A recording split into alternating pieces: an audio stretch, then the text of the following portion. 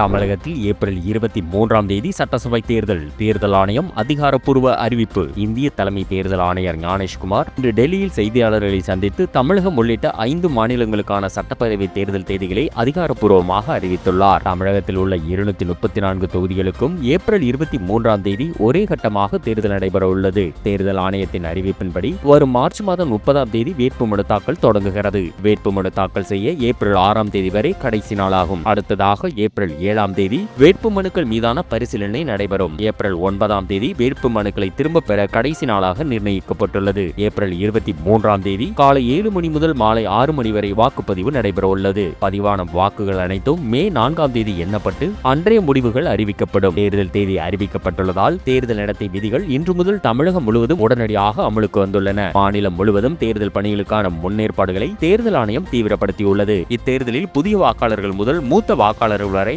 அனைவரும் தவறாமல் வாக்களிக்க வேண்டும் என்று தேர்தல் ஆணையம் வலியுறுத்தியுள்ளது. ஒவ்வொரு தொகுதியிலும் அமைதியான முறையில் தேர்தலை நடத்த தேவையான பாதுகாப்பு நடவடிக்கைகள் மேற்கொள்ளப்படும் என்றும் ஆணையம் உறுதியளித்துள்ளது.